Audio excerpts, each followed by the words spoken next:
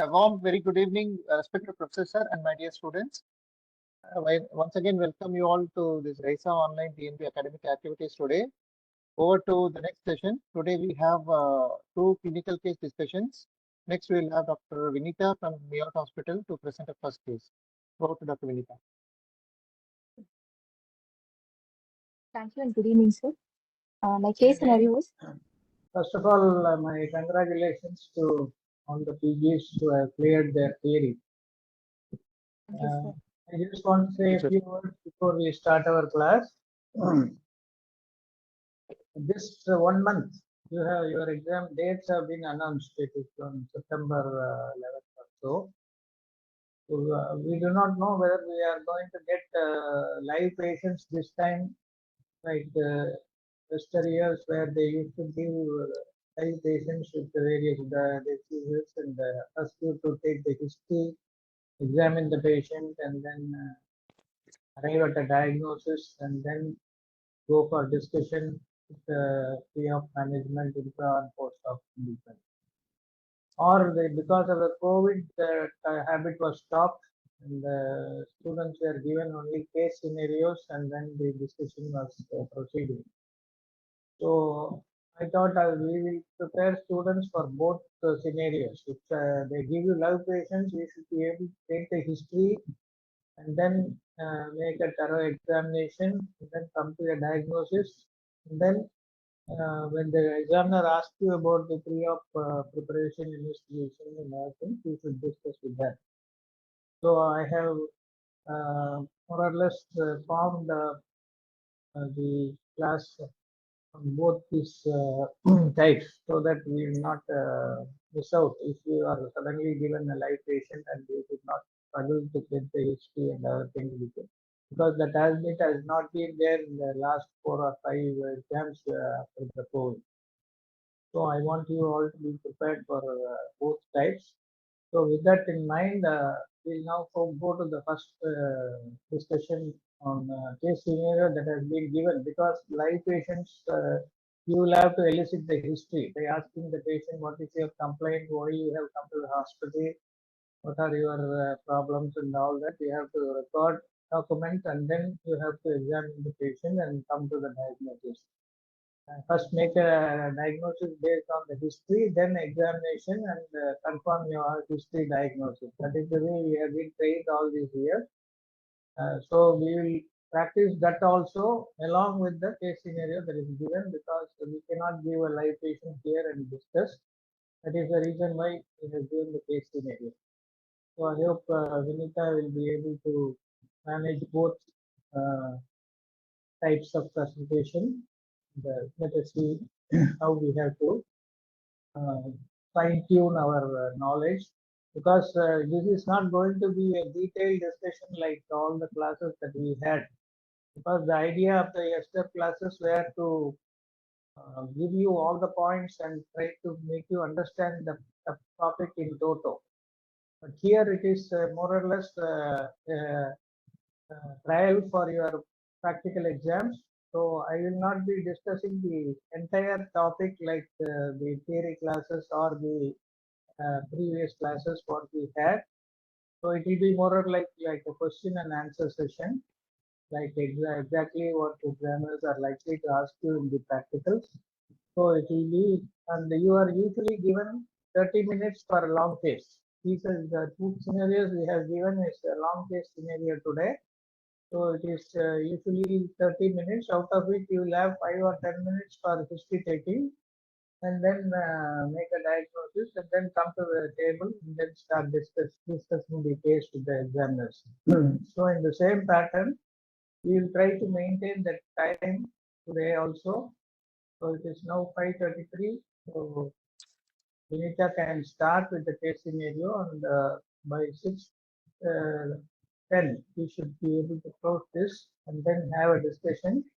Go to the next case with Mutmani, and then at the end of 1 hour, we will see where we are lacking, or how we have to refine our answers, and how we are going to make our presentation more appealing to the examiners.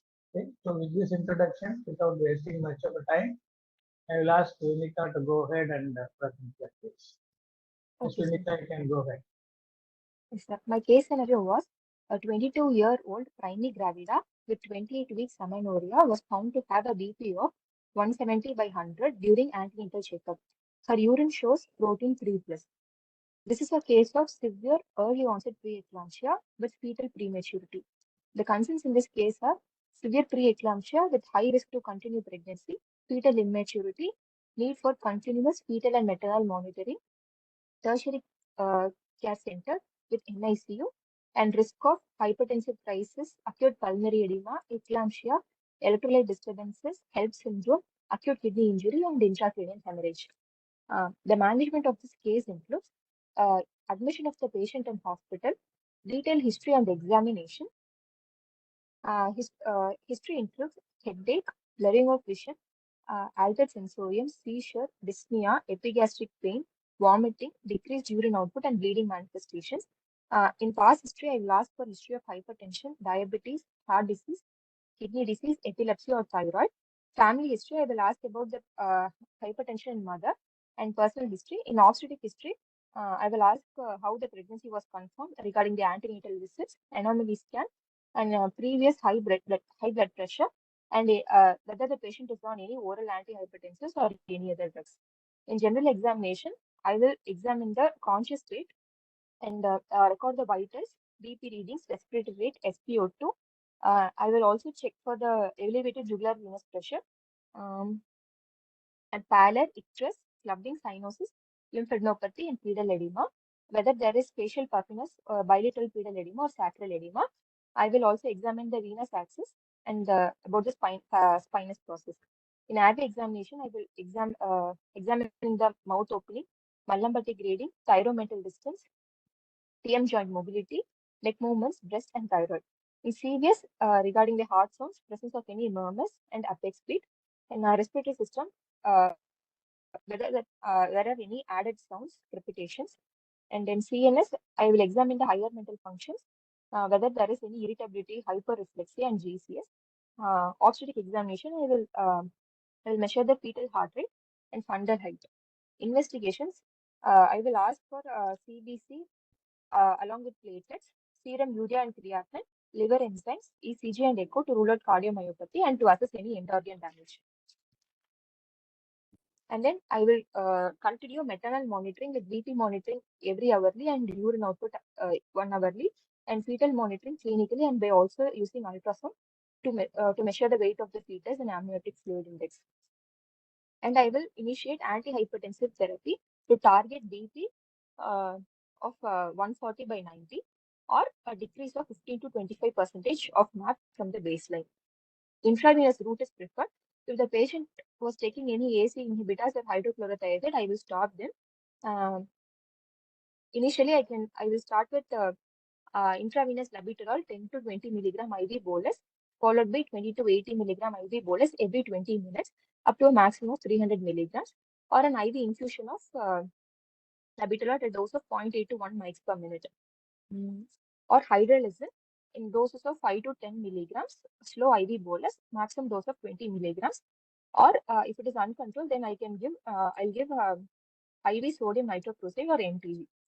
And I will initiate magnesium sulfate therapy for prevention and control of seizures. Magnesium sulfate, 4 gram IV bolus over 20 minutes, followed by 1 to 2 gram per hour infusion until 24 hours post-delivery. Those adjustments are made according to the renal parameters and serum magnesium levels. And I will monitor for magnesium toxicity clinically and biochemically. Clinically by examining the patellar reflex, urine output, respiratory rate, and GCS. Biochemical, I'll measure the serum levels every 4th hourly, and the continuous CTG monitoring is done. Following this, if the target BP is achieved, I will continue admission for another 48 hours, and I will give steroids for lung maturity and maternal fetal surveillance in the tertiary care. If the target BP is not achieved, I will wait for another 48 hours to give betamethasone 12 milligram in 2 doses 24 hours apart for fetal lung maturity. And I will terminate the pregnancy to deliver fetus and placenta by lower segment cesarean section. Only if the service is favorable, I will induce normal labor with adequate labor analgesia, preferably with lumbar epidural. My choice of anesthetic technique is regional anesthesia, single shot spinal, preferred more than epidural.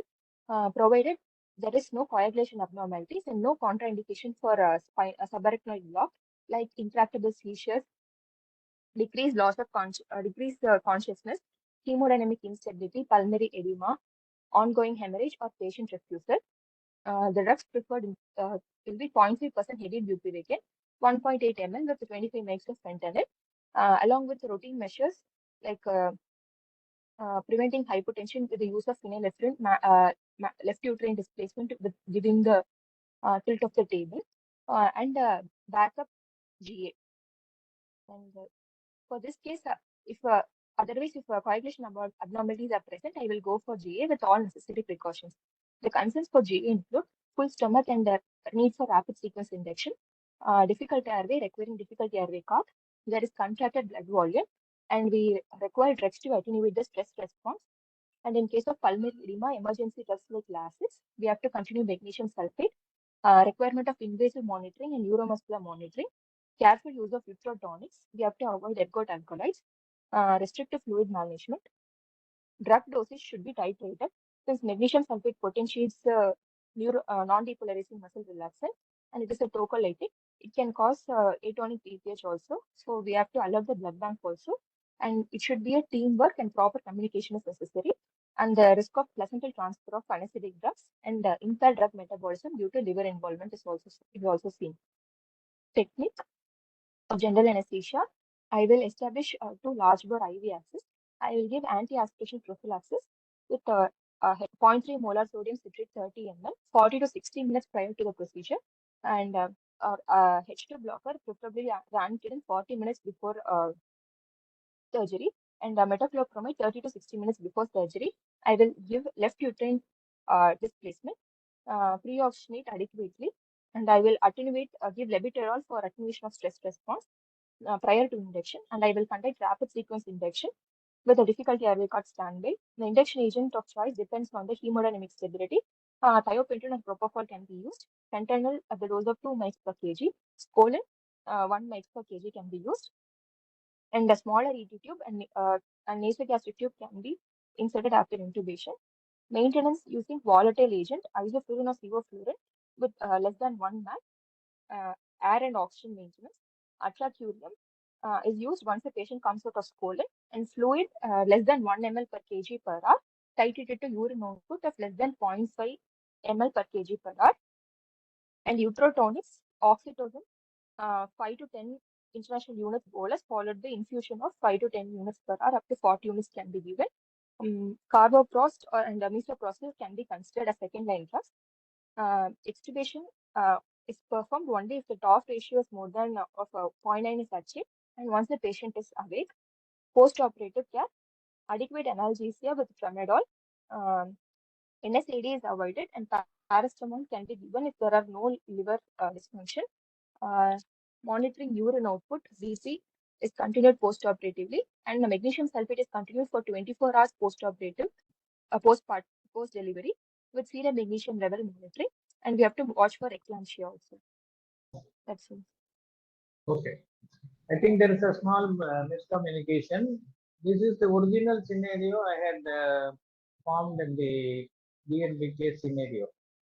But after reading it, I just modified it, saying that if this patient comes with a right iliac fossa pain and posted for diagnostic lab and proceed, how will you manage? That is how surgical aspect, because at 28 weeks of gestation, if you just give the scenario, it becomes more like ICU management of a patient with severe preeclampsia. So to add a little bit of surgical indication there, I added the wordings that the patient complains of right iliac fossa pain and requires a non-obstetric surgical intervention. Did you see that or not? Did I send it to you? No, sir, what I received was only this scenario. No, sir. No, sir. No, I told Namachi that it should be modified a little bit because this case was first alerted, I think, to Mukmani. Yes, So sir. I sent a message saying that you can modify that first case scenario by adding a surgical indication. Doesn't matter. Now, supposing this patient has a right iliac fossa pain, whatever you have described for the PAH management is absolutely brilliant. Very nicely described all the points as you have brought in. Only thing, the post-op pain relief with tramadol, is it advisable? Mhm. Why It can tramadol? also cause Tramadol seizures. reduces the seizure threshold. Okay. Yes, sir. So tramadol may not be the ideal drug for post-op pain relief in a patient with preeclampsia, where you are giving Yes, sir. magnesium sulfate to control or prevent an epileptic attack. Tramadol will not be Yes, the sir. choice. Okay, so you can go for Yes, sir. paracetamol. That too is liver function are normal, and avoid Yes, sir. NSAIDs if there is any renal involvement. And Yes, sir. small doses of fentanyl after delivery or fentanyl patch would be a good choice. So tramadol may not be the ideal drug for post-op relief there. Okay. Yes, sir. So except for that, all the other descriptions are there. So Yes, sir. supposing they combine a non-obstetric condition in this patient with PAH, and Yes, sir. supposing this case scenario, they give you a live patient with a little bit of fetal edema, with a high BP. Patient is you don't know anything about the patient. The patient is sitting there with the 28 weeks of amenorrhea gestation, and Yes, she has a little bit of swelling in both the feet. You have to examine this patient. How will you proceed to get the history from the patient, starting with the complaints? And this patient has a right iliac fossa pain also. So such case has been kept in the exam. No scenario has yes, sir. been given. You have to examine a real patient. That scenario, how will you proceed to take the history from the patient? What are all the questions you want to ask? Sir, I will ask about the chief complaints, Hmm. which is right iliac fossa What pain. I'll ask. always in pregnant patients start with the pregnancy date, last Yes, menstrual sir. period, expected Okay. date of delivery, all the initial obstetric history you have to take. Okay, what about the Yes, sir. trimester? How was the second Yes, sir. trimester? When the high blood pressure was diagnosed? Okay, so like Yes, that sir. you have to take all the obstetric history. That is where I want you to orient yourself to examining a live patient and getting the history. Because in case they give you a live patient, you may not struggle at the time. Okay. So Okay, sir. imagine that you have been given a patient with 28 weeks of pregnancy history, or she is there with 28 weeks of pregnancy, and you have to go and find out all the details from the patient. So what are all the things that you want to ask?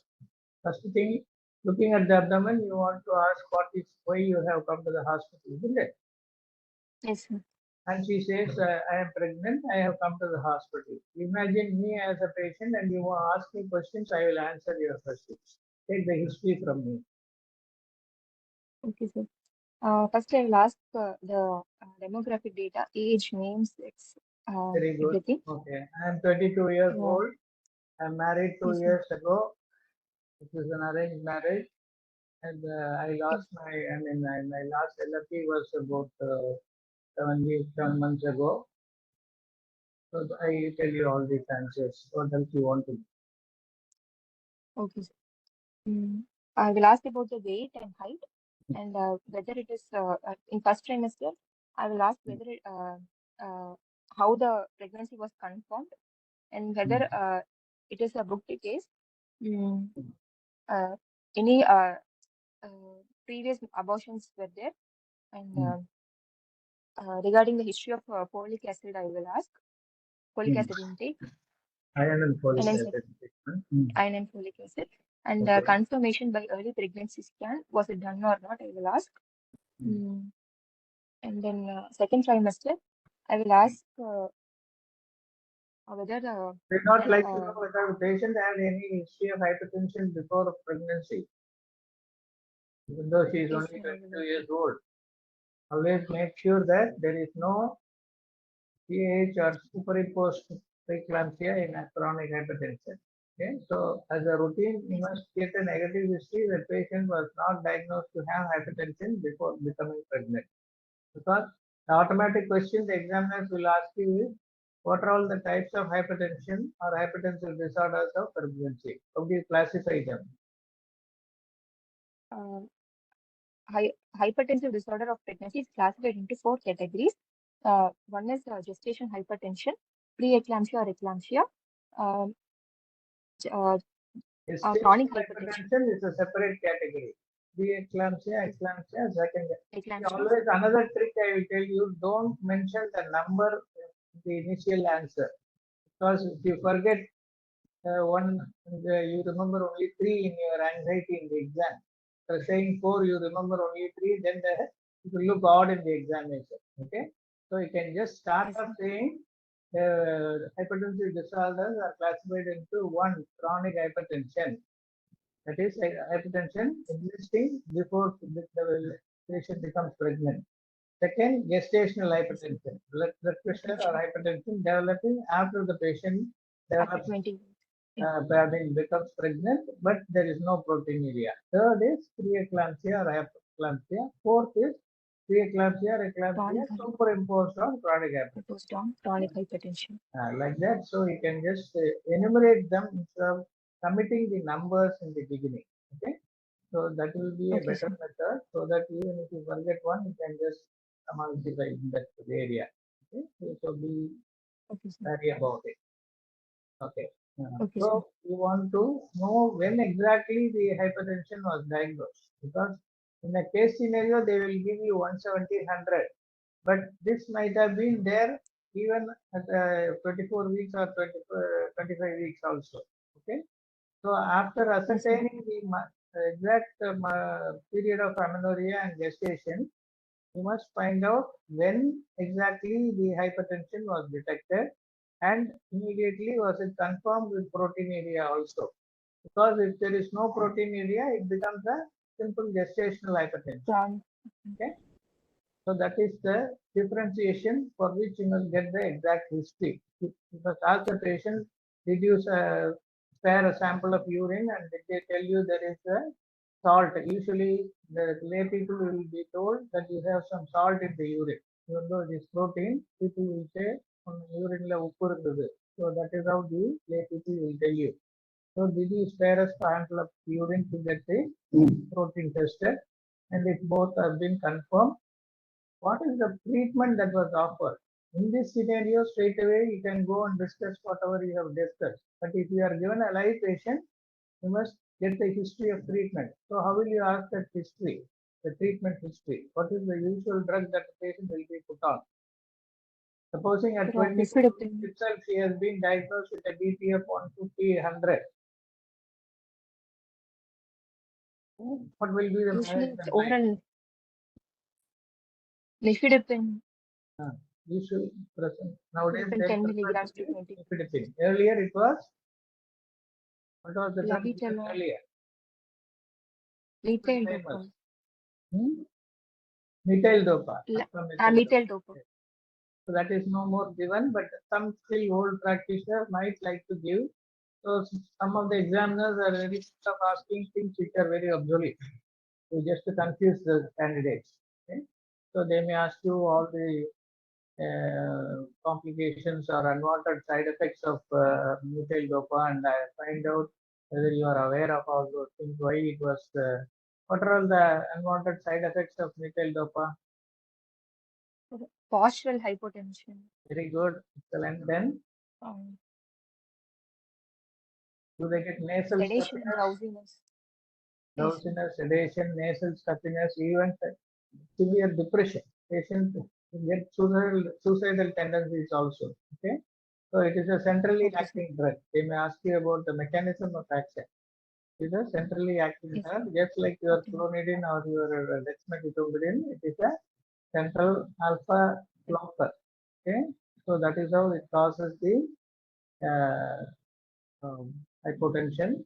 So nowadays not used, but be aware of it. Some examiners may still ask you all these things.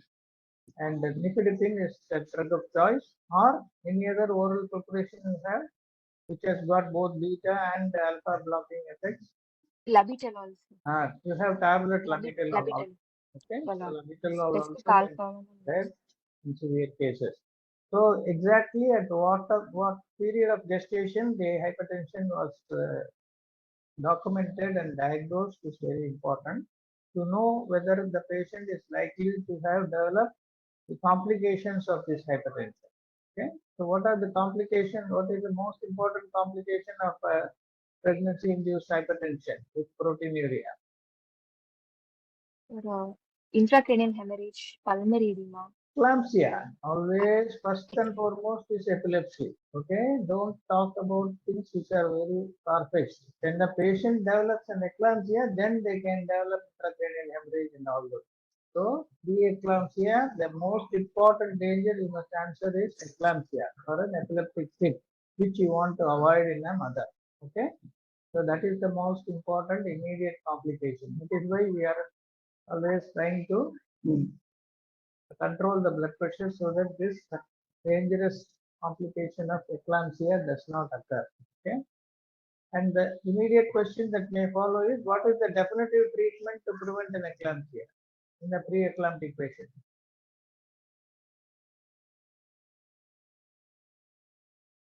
What is the definitive treatment to prevent an eclampsia in a pre-eclamptic patient? Delivery of the fetus and placenta. Delivery of the fetus, fantastic. Fetus with placenta. Placenta. Okay? Because why you have to insist that placenta also to be delivered? Because preeclampsia is because of the abnormal placentation and endothelial Excellent. dysfunction. So that is the pathophysiology. Okay. So unless you remove the culprit, that placenta is the culprit. Unless you remove the culprit, patient is still likely to get into the state of eclampsia. So that is the treatment. But what factor is determinant about delivering the fetus and the placenta? What is the most important factor? It is the maturity of the gestation fetus. of the Okay? So the baby must survive because it is a concern about two lives, the mother's life and the baby's life. So the baby should be adequately mature enough when it is born to survive on its own. At 28 weeks of gestation, is this baby likely to survive 100%? It's difficult, so it requires more care. Why it is difficult to survive? Because it is immature. All organs are immature. Not only the lungs, but all the other organs like renal, hepatic. Even when it is born at full term, they take time to mature and do their normal function like an adult. So when it is born before full maturity, they are likely to have inadequate function of not only lung but also renal hepatic systems, and it makes the survival and they can easily catch up any infection, so the mortality will be very high. So they require careful nourishment and care. So as long as possible, it is better to allow the fetus to mature inside the womb of the mother so that it can prove its organ function and may be able to survive with a little bit of support in the NICU when it is born. Okay, so that is the answer that we have to give. So in this scenario, if this patient also has a right iliac fossa pain, what are all the questions you want to ask the mother?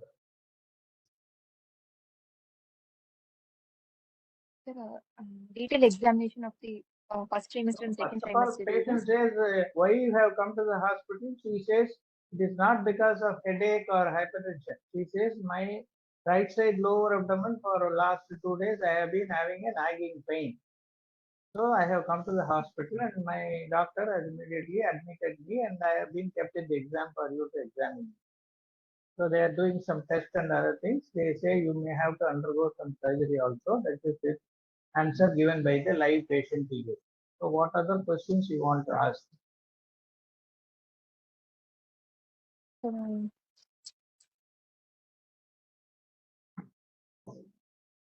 What are all the possible causes for the right iliac fossa pain? Immediately, that is the thing that should come to your mind, isn't it? Acute appendicitis. Acute appendicitis is one. Appendicitis or any trauma. What trauma? External trauma or internal trauma? External trauma to the patient. Yes, husband punching in the abdomen. Next, immediate cause without trauma. Common cause. Cholecystitis will be right upper quadrant. Cholecystitis will be not be in the right lower part of the brain. Any Ovarian ovarian cyst malignancy. getting twisted, torsion ovarian cyst. Yes, sir. Torsion ovarian. Okay, Yes, these sir. are the two common things. In the right iliac fossa pain, if the patient points to the right iliac fossa and says, I have been having crampy pain on and off for the last 2 days in this area, right iliac fossa area. The two immediate diagnoses we have to think of is one, it may be acute appendicitis, another is torsion of the ovarian cyst. So with this complaint in mind, what questions you should ask? This is your general surgery or obstetric examination. Acute appendicitis belongs to general surgery. Torsion cyst, ovarian cyst belongs to obstetric history taking. So what are the questions you will ask to diagnose whether it is acute appendicitis or whether it is torsion ovarian cyst? Whether it is associated with vomiting. Very good. Both will Whether be associated with vomiting. Okay. Then whether the pain is referred from umbilicus. first, where did the pain start? That is a Pain very start, important yes. thing. Okay, but acute appendicitis pain starts around the umbilicus and migrates to the right iliac fossa. Will it be associated with fever? Yes, sir, it will be associated Ah. with fever. Will torsion ovarian cyst will have fever? No, sir, not. No. So that is one important differentiating point between acute appendicitis and torsion of the ovarian cyst. Torsion cyst may not exhibit a fever, whereas acute appendicitis is an inflammatory condition. So it may start with fever, vomiting, periumbilical pain, migrating to right iliac fossa, and patient complaining of severe pain in the examination and guarding, that is classical of acute appendicitis. Whereas torsion will not have fever, but they may have vomiting, and it will not start around the umbilicus. It will be straight in the right iliac fossa itself. Okay, so by this, roughly you can make a diagnosis of one of these conditions. Okay, so this is what you have to keep in your mind. This is what I want you to learn, to examine a live patient and get the history, because my guess is they may give you a live patient this time. So I don't want you people to get taken by surprise and get funked because of that. Right? So that is the reason why I am asking all these things, not to discourage you or make you feel that you are not well prepared. Okay? Right. So if supposing this is the scenario, patient has been diagnosed with one of the conditions, either an acute appendicitis or a torsion ovarian cyst, and they have planned for a laparoscopic excision of this in one of these conditions. What are all the points that you have to take in the, prepare yourself in the pre-anesthetic phase? How do you manage the of the report? Here we are not going to deliver the baby immediately, because even though the blood pressure is high and proteinuria is there, it is only to give you a diagnosis that it is a preeclampsia or a PAH.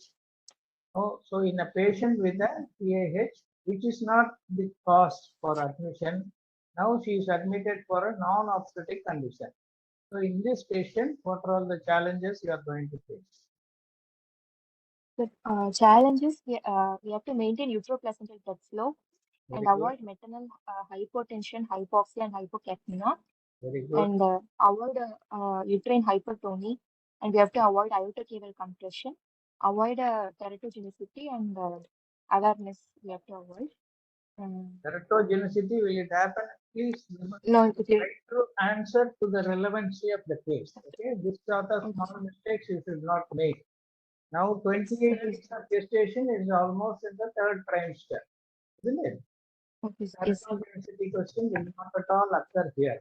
So don't make that mistake. Just by reading the theory, you should not try to exhibit whatever you know will not be accepted or that will be thought of as you are trying to be too smart.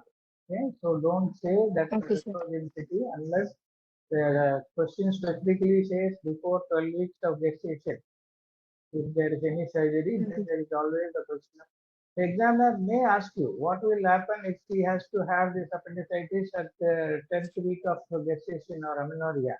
then you can say pay all the drugs which can cause approach insulin, because organogenesis is still not complete. Patient will have drug-induced anomalies.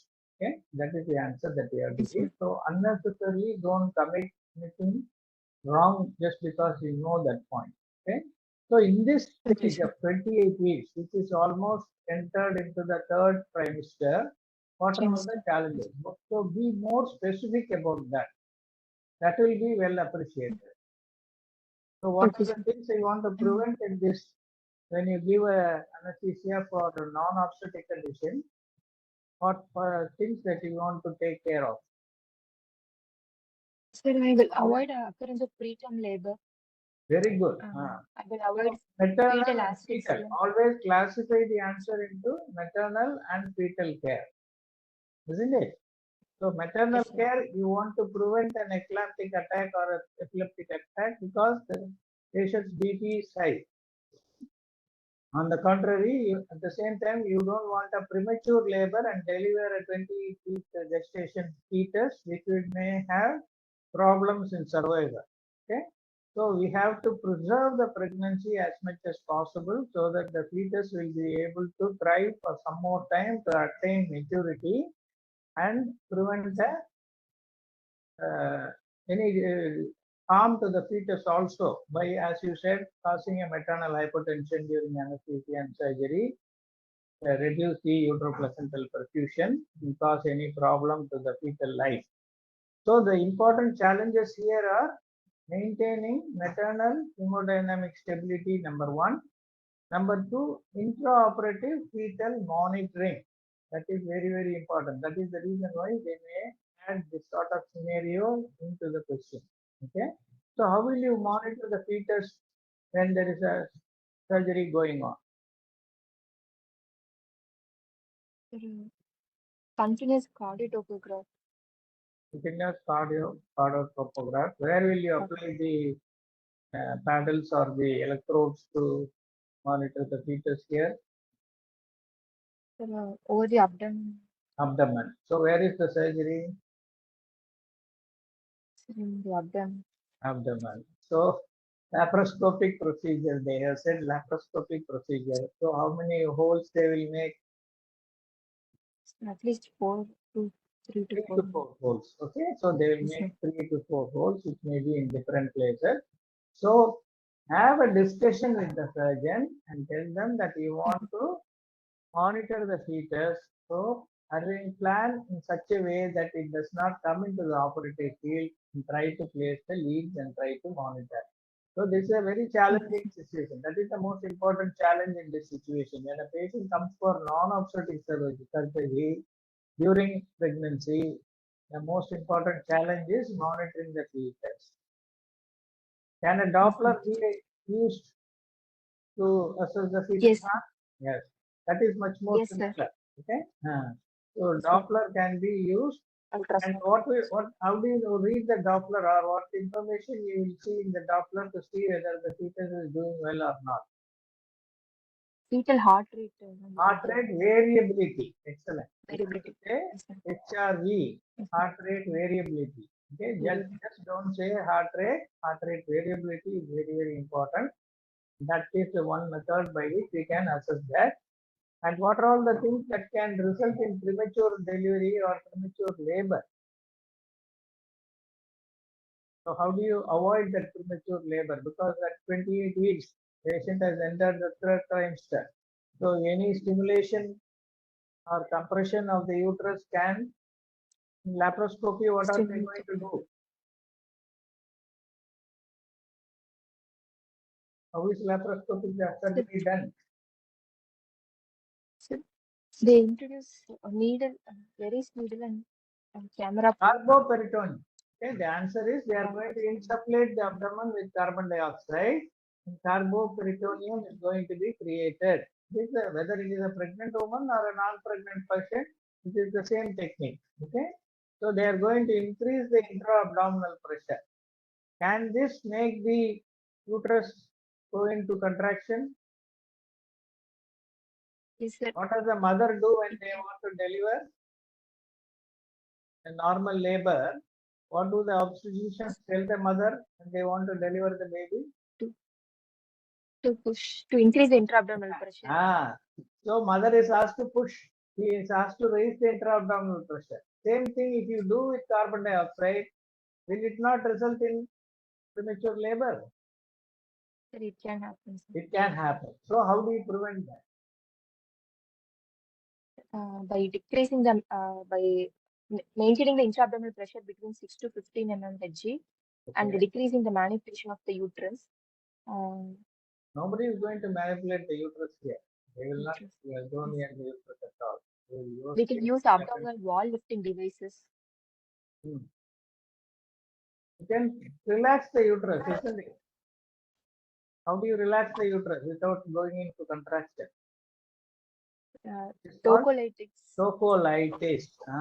You lyse the toco, that is contraction, you can lyse or abolish.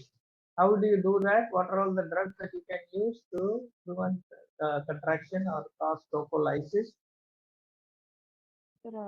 Magnesium sulfate, Very good. volatile agents with higher So MAC. magnesium sulfate will have a dual effect on this patient. If you give magnesium sulfate, you can avoid eclampsia or a pit. At the same time, it can relax the uterus also. So you should start prophylactic magnesium sulfate infusion, or you can give beta 2 agonist, salbutamol, which is also a prophylactic, and then prevent the contraction. So these are the points that you have to remember in this sort of case scenarios which are given, where of course this may be a little more complicated. Mine is to make you all get ready for any sort of situation. So with that rather greedy or jealous wish, I have given such a tough scenario for you, but you may not get that. But if you perform very well, like what you have rapidly described, the management of PAH, then the examiner always wants to show off that they know better than you and make you say that I don't know, sir. Until that time, that sadistic pleasure will always be there in many examiners. So you have to be prepared for this sort of questions. So it is simply a question of thinking fast and then delivering your answer fast. Okay, so we have almost come to more than 30 minutes now. So I will just stop here with this discussion, and I will just share a screen to give you a full impression of how you have to manage this.